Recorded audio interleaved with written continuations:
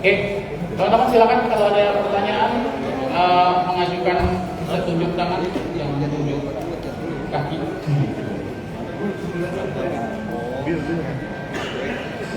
Oke, ada yang mau tanya? Sambil kita tunggu sesi kembali jadi apa ini? Selamat siang, Mas boleh tahu nggak untuk cooling sistemnya? Karena dia ada yang baru, yang di produk apa aja yang pakai cooling sistem baru, yang mana yang enggak? Cooling system sebenarnya empat-empatnya pakai bisa. Empat-empatnya sama-sama pakai cooling system. Yang memang cooling system yang area vapor chambernya diperluas itu ada di Reno 8Z 5G dan Reno 8 4G. Yang benar-benar bahan baru ada di Reno 8 Pro 5G dan ada di Reno 8 5G. Yang benar-benar truly baru dengan material dengan grade-nya adalah industri pesawat terbang, itu ada di dua perangkat yang di atas. Sementara yang dua itu areanya kita perbesar. Jadi area untuk cooling sistemnya dari yang perangkat sebelumnya kita perbesar sedikit. Cukup Ica? Oke, ada lagi yang mau tanya? Oh, maaf ya kehalang ini. Selamat siang Mas Aryo. Dan ini biar ya. Mau bertanya kan tadi Mas Aryo juga udah kenalin ada beberapa IoT dari Oppo ya. Ada dari tabletnya, ada juga Enco Air yang baru juga. Nah, apa sih keistimewaan dari kalau misalnya kita pakai semua ekosistem dari dari Oppo Reno? Apa aja nih yang membedakan ekosistem dari Oppo dengan mungkin ada ekosistem lainnya yang udah ada? Apa sih? Oke, apa sih kalau dari semua ekosistem Oppo ada beberapa fitur. Yang paling bisa saya kasih tahu sekarang adalah Quick Connect. Quick Connect itu ketika kita buka TWS itu langsung nyambung ke perangkat handphonenya tanpa harus melakukan searching lagi, tanpa melakukan layering lagi. Yang lain mungkin akan di highlight satu persatu nanti di launching. Salah satunya adalah multi screen di mana layar perangkat semua perangkat smartphone Oppo bisa tampil di Oppo PTR. Jadi Oppo PTR ini sangat-sangat luar biasa ini ya. Sangat-sangat luar biasa sempurna ya, dan juga bisa membawa konektivitas seamless ke kehidupan konsumen seperti itu. Ada lagi, satu lagi boleh. 3 lagi itu apa? Lagi dong ya. Ini yang lain bukan nanya. Kenapa aku wakilin aja Mas? Kalau misalnya si ekosistemnya Oppo ini dengan adanya beda-beda canggih yang tadi Mas Aryo juga udah bilang, itu cocoknya sama siapa sih? Apakah anak kuliahan atau orang pekerja atau gimana nih dari ekosistemnya Oppo nantinya? Sebenarnya cocoknya buat siapa aja sih ya. Yang nggak cocok buat pengangguran mungkin. Pengangguran buat nonton Mas? Ya. Tapi kan itu koneksi dan lain-lain. Jadi kalau dibilang butuhnya buat siapa aja, ekosistem itu IoT itu sudah bergerak ke seluruh lapisan sebenarnya sekarang, mau dari anak sekolah, kemudian kuliah, bekerja dan lain-lain. Sebenarnya lama-kelamaan hidup kita akan ada integrasi dengan Internet of Things. Jadi itu yang membedakan target marketnya mungkin dari ekosistem ini akan menjadi lebih luas daripada kita segmented seperti perangkat smartphone sendiri. Jadi ini jauh lebih luas. Jadi sebenarnya siapapun bisa menggunakan ekosistem IoT ini. Bingung? Cukup jaring lainnya. Oke, ada lagi yang nanya? Iya Pak, baru. Kalau siang Mas Aryo, Iya. Mas kan tadi ada paling diperkenalkan, itu boleh dijelasin nggak secara hierarki mana paling atas sama sampai yang paling bawah sama yang ya sama bocoran harganya Mas kira-kira bakal lebih mahal atau lebih murah dari harga yang Bocoran harga, maka kelihatan Mas Susante ya, semua di bawah 50 juta, 20 juta, itu kita sepakat. Kita sudah sepakat kali. Semua di bawah 15 juta, 10 juta masih ya. Di bawah itu. Bocoran harga nanti di tanggal 15 Agustus. Yang jelas, itu. Sekarang bocoran 10 di bawah 15 juta. Ya, di atas 10.000, di bawah 15 juta. Sudah sepakat yang Mas Susante. Kalau dari hierarki yang paling atas dan paling bawah sesuai dengan presentasi sebenarnya. Jadi yang pertama yang paling tinggi adalah Reno 8 Pro 5G, Reno 8 5G, Reno 8G 5G, dan Reno 8. Itu urutannya. Gitu. Lagi model yang itu. Ya, ada lagi yang mau nanya teman-teman? Dari kiri nggak ada. Oh, Mbak Ica, silakan Mbak Ica. Bentar. Mbak Ica, habis itu Mas Bagus. Boleh nanya lagi, pengen tahu kenapa Oppo keluarin tablet. Gimana sih melihatnya pasar tablet di Indonesia?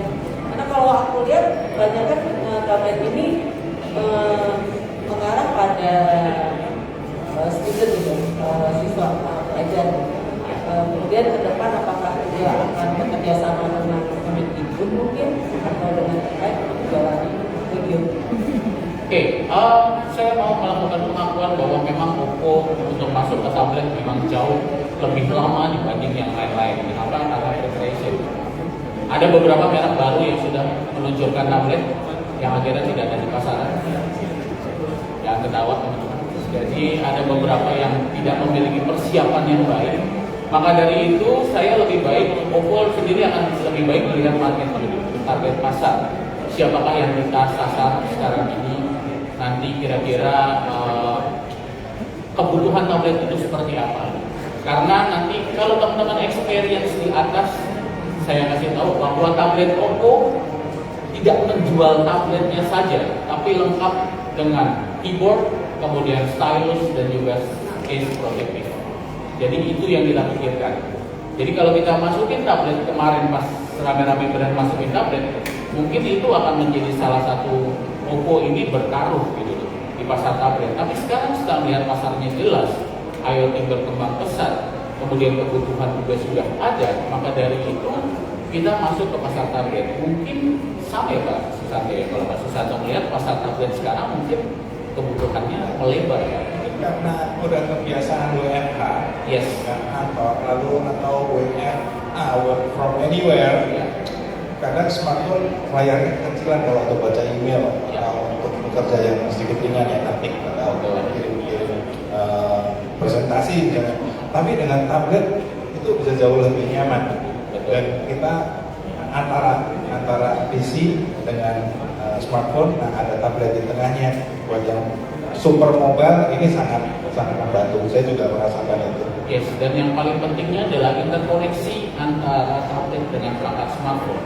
Kalau tablet yang beredar semua adalah ya sekedar tablet adalah tablet, smartphone adalah smartphone.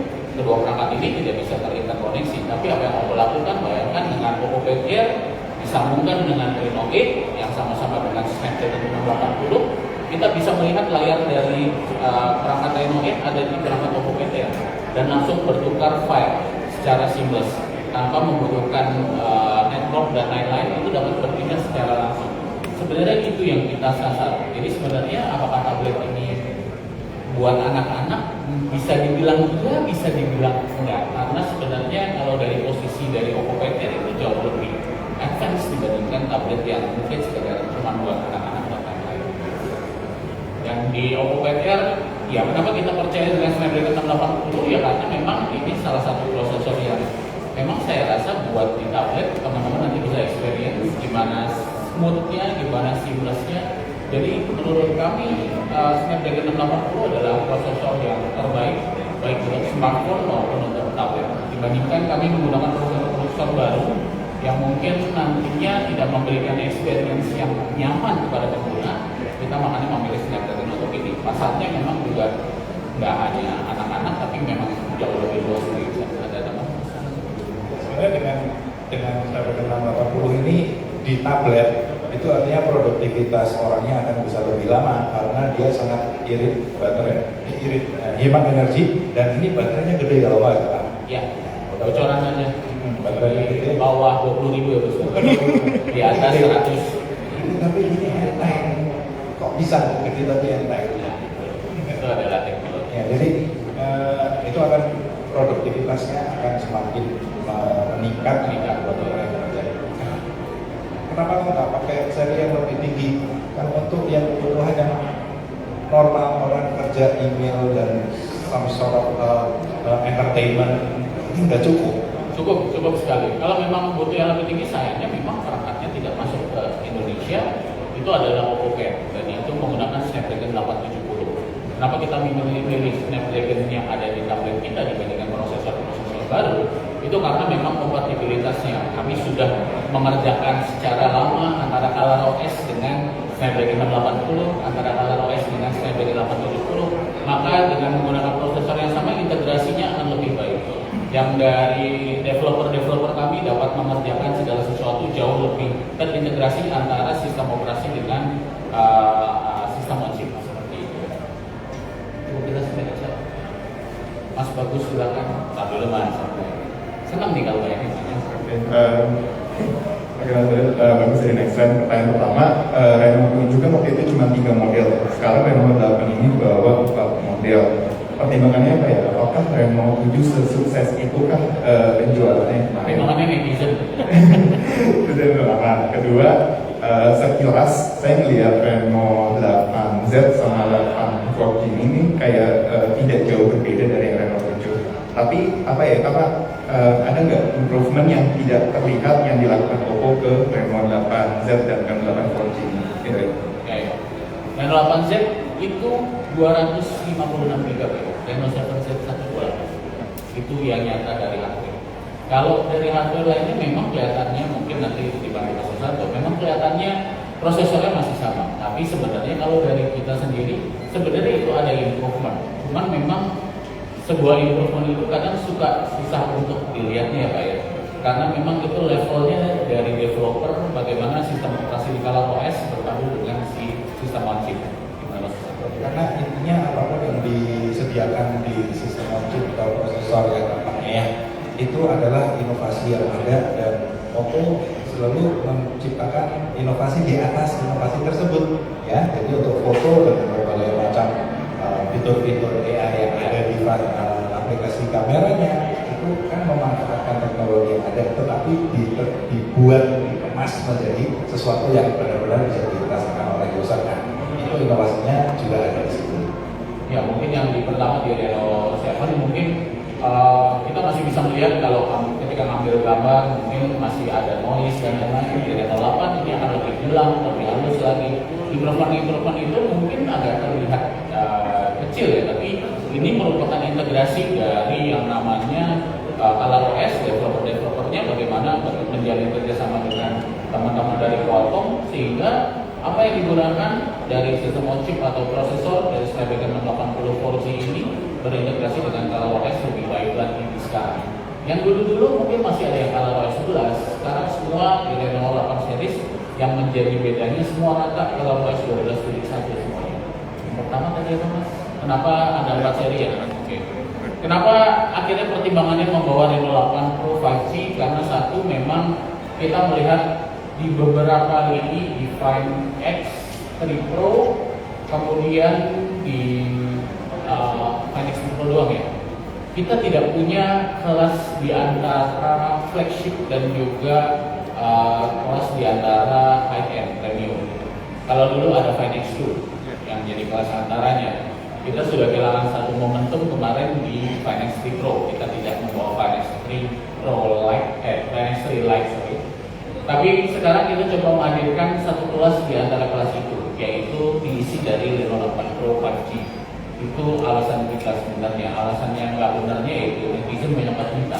Itu mau kita coba untuk menghadirkan perangkat ini. Karena satu, Reno 8 Pro 5G bukan tiba-tiba hadir, tapi Reno 8 Pro 5G itu sebagai sebuah jawaban komitmen atas, kalau saya sering ngomong itu kayak bukan bohong-bohongan ya, bukan bullshit. Komitmen ketika kita bisa membuat teknologi itu dapat dinikmati semua orang, semua lapisan. Kalau kita tidak menghadirkan Reno 8 Pro 5G, berarti Malaysia Electronics akan menjadi chipset yang benar-benar hanya bisa dinikmati oleh orang-orang yang mungkin kita bisa lihat kalangan atas gitu. Sementara Reno 8 Pro 5G dengan harga yang lebih membumi, maka chipset Malaysia Electronics nanti bisa dirasakan oleh lebih banyak orang lagi ketimbang kami hanya menghadirkan di perangkat X 5 Pro saja. Jadi itu adalah sebuah komitmen kita bagaimana kita akan membawa teknologi-teknologi itu dari atas dapat dinikmati oleh berbagai macam hal. Seperti itu. Mas, oh jadi nanya? Kirain. Jadi, Oh jadi, silakan. selamat siang semuanya. Saya Chandra dari cnnindonesia.com. Mas Aryo, salam kenal. Ada sedikit pertanyaan yang ingin saya tanyakan. Pertama, sudah bertengger dari pertanyaannya. Pertama itu ada, sekarang kan musimnya produk ramah lingkungan. Lewat Poco Air dan Renault series itu komponen apa aja sebenarnya yang mendukung sustainable.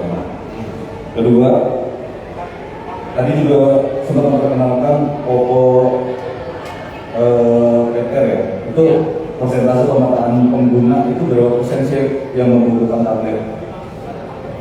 Mungkin Oppo sudah melakukan pemetaan itu sampai pada akhirnya mengeluarkan dan memproduksi tablet. Ketiga, jika nanti ini luncuran apa mas? 15 Agustus. Agustus ya, nanti 45. tinggal menghitung hari. Pertanyaan ketiga adalah 5G-nya sudah lulus dulu dari Kominfo atau belum? Belum. Uji layak operasi. Dulu itu ke operator, kita nggak ikutan dulu. Si device-nya Kalau dukungan supportnya sudah, tapi kalau dukungan support dari device sudah ya. kalau uji layak operasi itu untuk operator. Kebetulan Saya menggunakan bahasa itu yang eco-friendly maksudnya. Kalau operator kan dulu ya. kita kan nggak bukan operator. Bukan ya. Ya mungkin bisa dijelaskan secara komprehensif perizinan terkait device-nya itu apakah sudah lolos Kominfo atau belum? Terima kasih. Mas Chandra harus banyak bergaul dengan Oppo ya. Jadi bisa tahu bagaimana apa yang kita lakukan dengan Kominfo, termasuk salah satunya teman curhat saya Pak Susanto. Bagaimana caranya biar segala perangkat itu bisa berjalan dengan jaringan yang ada di Republik Indonesia. Yang tidak diketahui bahwa semua perangkat 5G tidak bisa dijual kalau tidak dapat izin. Kalau kami ngomong begini, terus sudah ngomong ke teman-teman ada tulisan 5G, itu berarti kami sudah mendapatkan izin dari Kominfo. Yang tidak diketahui sebelum perangkat 5G ini ada, kita harus mendaftarkan perangkat dari Dirjen SBDPI dan juga TKDN Kominfo, di mana di luar dua itu kita juga disyaratkan untuk melakukan uji dengan operator. Nggak mungkin kita beli perangkat 5G ya udahlah yang penting 5G aja. Itu pernah terjadi sama salah satu brand murah ya. Tapi kita nggak sembarang seperti itu. Even yang namanya logo 5G itu aja ditempel di perangkat itu aja itu memerlukan izin dan kita selalu berkomunikasi dengan pemerintah. 2020 atau yang kita dipanggil Itu perjalanannya cukup panjang. kita dipanggil sama pemerintah, terutama perangkat-perangkat yang sudah menyatakan dirinya adalah 5G. Kita uji dengan operator. Waktu itu ada 3 operator besar yang ikut uji sama kita untuk dites apakah sinyalnya jalan, nyala, speednya dites berapa dan lain-lain. Sebenarnya itu menjadi suatu hal yang tidak nyaman buat Indonesia karena di tes itu kita paling cepat. Kasihan brand lain karena kita bareng sama brand lain. Jadi memang beberapa kali diuji ini memang merupakan perangkat fenomenal. Reno 5G itu selalu mendapatkan hasil yang tinggi.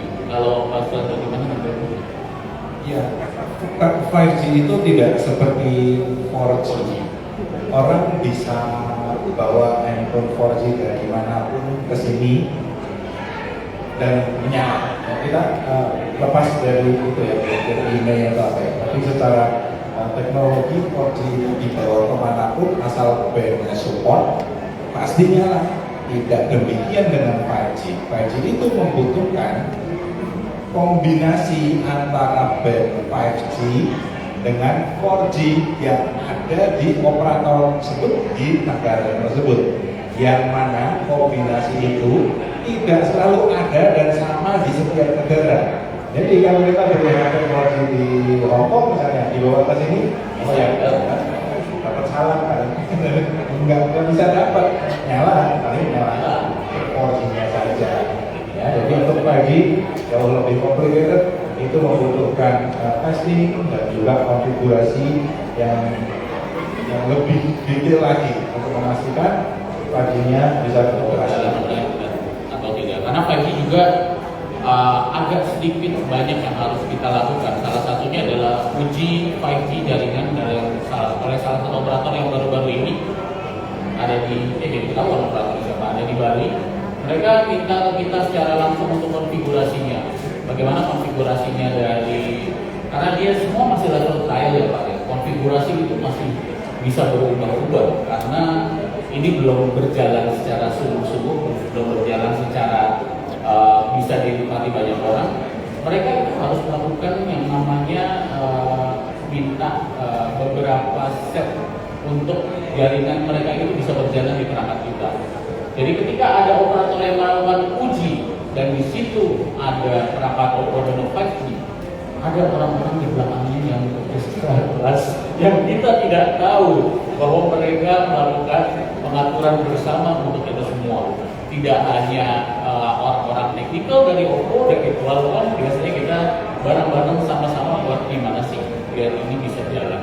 Karena memang yang paling penting belum ada standar baku Indonesia itu pakai yang mana ya Pak? Ya itu kita serahkan ke pemerintah. Iya, kita serahkan ke sana. Kita ikut aja, ngikutin arus pemerintah maunya ini kita akan coba seperti pemerintah maunya ini kita akan coba seperti yang pasti. Yang paling benar adalah setiap perangkat yang sudah melabeli dirinya 5G pasti itu sudah dapat permisi dari pemerintah, sudah dapat booking dari pemerintah.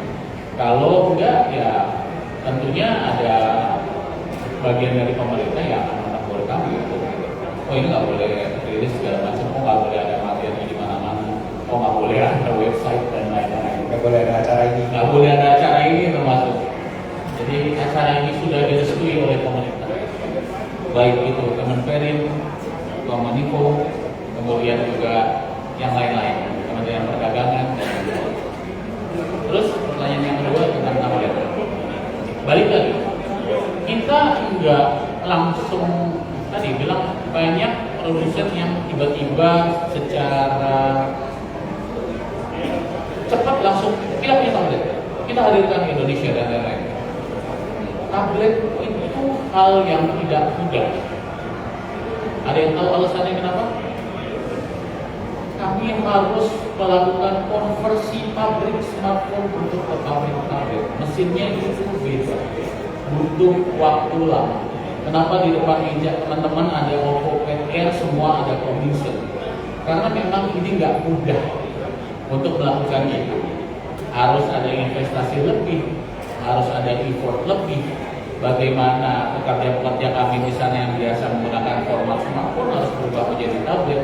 Dan banyak yang harus disiapkan, termasuk waktu. Kenapa Oppo bisa dibilang Oppo agak belakangan nih ya ngeluarin tablet, brand-brand lain juga mulai ngeluarin tablet dan lain-lain, termasuk itu.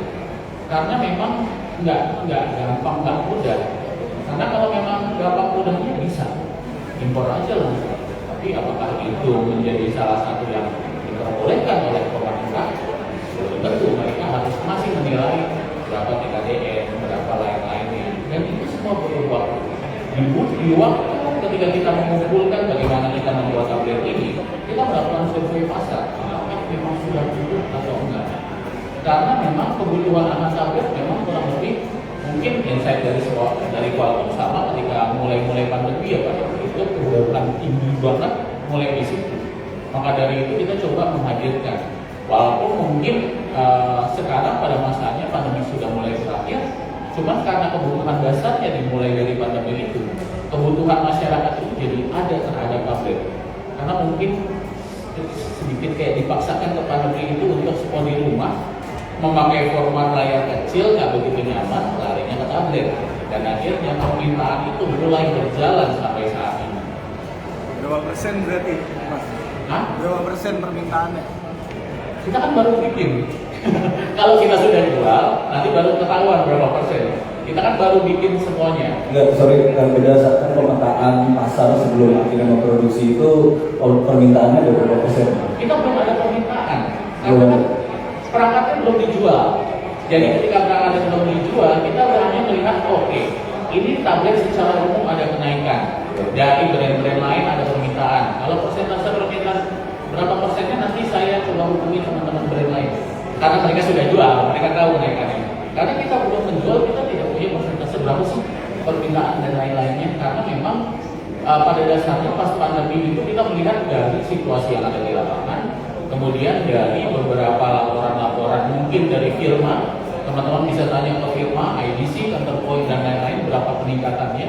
Itu yang data yang kita lihat. Kalau kita sendiri kita belum bisa melihat berapa persen karena perangkat ini baru pertama kali dilihat sama orang yang hadir di sini. Jadi kita belum bisa kasih tahu ini apa udah berapa yang pesan segala macam. Juga teman-teman baru teman-teman doang yang bisa melihat perangkat ini sekarang. Dan keluar pun tidak ada. Teman-teman cari di website Oppo Indonesia tidak ada. Ini baru saya keluarin hari ini. Jadi ini benar-benar perangkat yang benar-benar baru dikeluarin, baru dikasih tahu. Kita nggak punya data di belakangnya berapa sih orang yang minta Oppo Pet ya? Karena kita belum melakukan pre-order, kita belum melakukan penjualan. Berapa sih data di belakangnya? Itu lebih tepatnya kata teman-teman ada poin, IDC dan lain-lain. Itu lebih tepat sebagai gambaran berapa persen sih kenaikan tablet di Indonesia. Kalau dari brand sendiri, karena kita belum merilis, kita belum bisa lebih angka persentasenya. Yang pertama ya. Musim ini mas, apa namanya, sustainable, produk-produk yang ramah lingkungan. Banyak ya produk ramah lingkungan ya, mengurangi plastik dan lain-lain. Bukan itu, dilihat dari pabriknya. Sustainable bukan hanya mengurangi plastik, tidak pakai charger dan lain-lainnya, tapi apakah mereka bisa ngomong tentang pabriknya seperti apa? Oppo Sustainable 2001-2022 itu sudah ada di website oppo.com. Apa yang mereka lakukan itu ada semua. Ini sustainable tidak sekedar mengurangi plastik dan lain-lainnya. Dan dengan mengurangi charger, apakah yang belum yang kita sustainable dan lainnya tidak semudah itu. Tapi dilihat apa yang dilakukan perusahaannya di belakangnya. Jadi itu agak menarik karena mereka semua mengemas itu sebagai sustainable. Tapi tidak melihat apa sih yang dilakukan secara brandnya sendiri. Apa sih yang dilakukan apa cuma dengan mengurangi plastik tidak bisa sustainable, apa dengan mengurangi charger tidak bisa sustainable. Mengurangi charger saya juga bingung sustainable-nya di mana, karena mereka harus melakukan extra cost lagi karena memang tidak semua charger itu kompatibel. Apa iya cuma sekedar type C? Tidak, ada teknologi macam-macam di dalamnya. Kita punya SuperPhone, walaupun punya quick charge, apakah semua teknologi itu bisa jadi satu? Sebenarnya pengurangan itu kalau di dari saya sendiri itu bukan sustainable.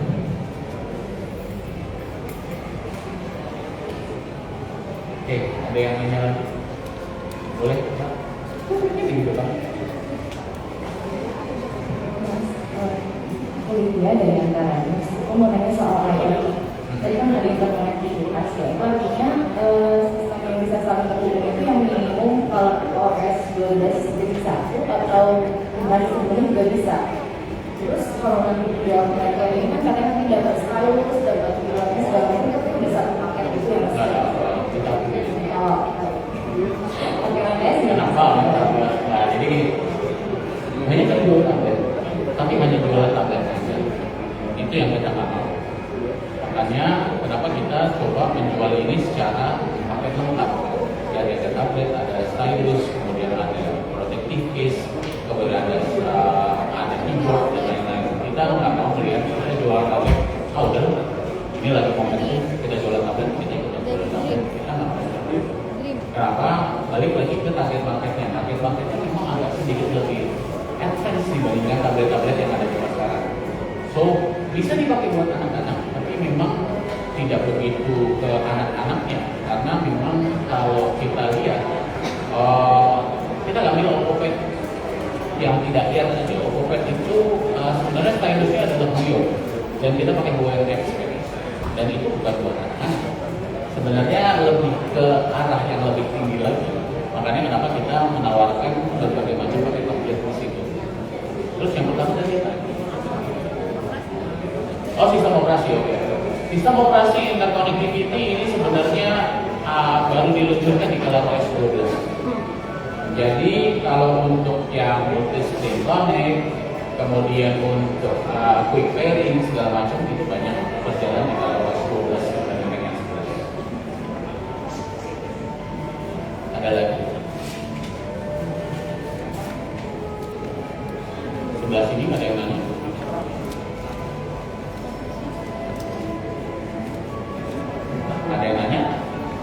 bahas satu dikit, Pak Susanto. Ya, Ini kenapa prosesor yang ada di handphone bisa ditempatkan di tablet dan juga bisa berjalan dengan sama? Sebenarnya kriteria prosesor tablet itu apa sih? jangan begitu. Ini kan pertanyaan tuh. Balik. Tablet itu perlu apa? Yes. Tablet yang didesain itu, kalau kita tahu tablet itu luas. Ya. Dari tablet yang 7 inci, layarnya hanya resolusi SD. Nah, yang even di bawahnya SD. inklusif.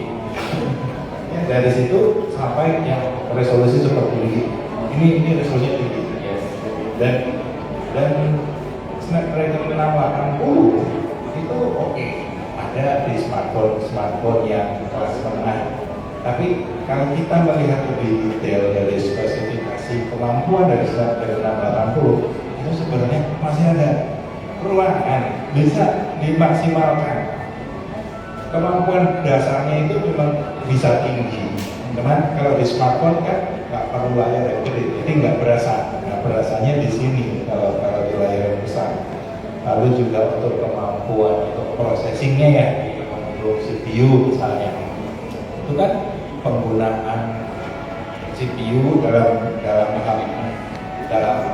hal gadget ini kan cukup tinggi kebutuhannya. Apalagi kalau tablet itu kan penggunaannya berbeda dengan smartphone, tapi tidak setinggi komputer yang jadi di antara itu.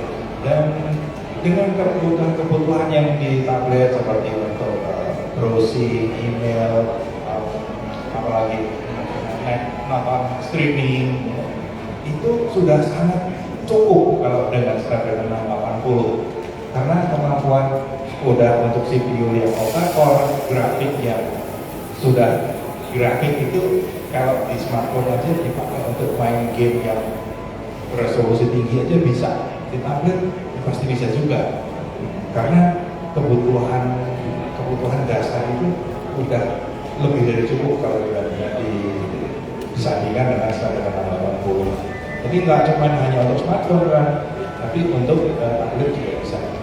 Berarti Snapdragon 680 ini sebenarnya punya potensi yang jauh lebih besar kan Pak? Ya, betul. Dengan tanggung jawab yang lebih besar, beban yang dipikul untuk layar besar seperti ini, baterai lebih besar. Kalau secara awamnya itu hitungannya, ini kan barangnya sekecil ini Pak. Kalau segede ini, pasti kan nanyanya apa yang nggak lemot? Nggak lemot, dijamin nggak lemot. Dicoba nanti pada saat trial ya. Tapi intinya karena teknologi yang digunakan itu udah tinggi, 6 nanometer. Lalu itu membuat dia itu bisa beroperasi dengan lebih cepat, tapi tetap iring. Apalagi didukung dengan power efficiency, power management, baterai yang besar, itu akan semakin mendukung produktivitas orang yang pakai tablet ini. Terus juga ada satu lagi yang untuk audio juga berkualitas tinggi.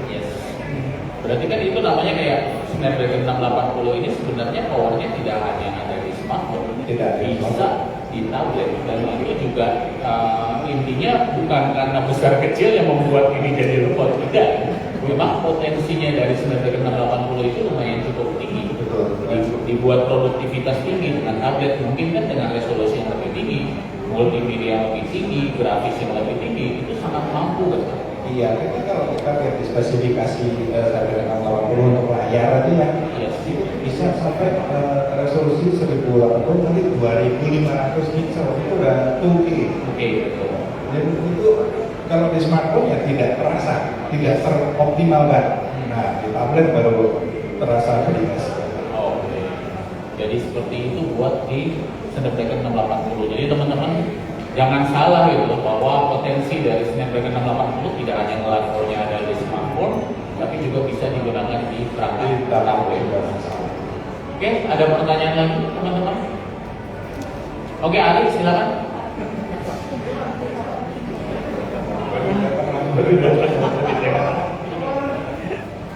Oke, ada pertanyaan lagi teman-teman?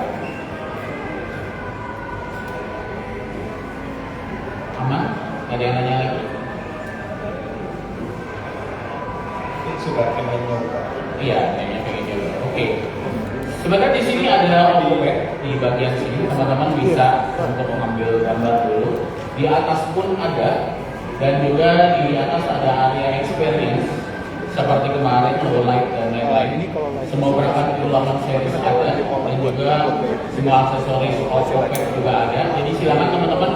Mungkin kita akan di sini sekitar setengah jam buat experience. Di sini ada OPPO Air, di sana ada Reno 8 4G dan juga Reno 8 5G, Reno 8Z akan ada di atas, Reno 8 Pro 5G juga akan ada di atas. Jadi kita akan experience setengah jam, kemudian kita akan experience kedua yang ada di Ballroom Sheraton Gandaria City. Sekaligus kita akan makan malam karena saya melihat muka-mukanya sudah pada letih, terus sudah. Kalau memang teman-teman belum memesan kopi dan peste yang kami sajikan, silakan lakukan pemesanan. Oke, thank you semuanya teman-teman. Terima kasih.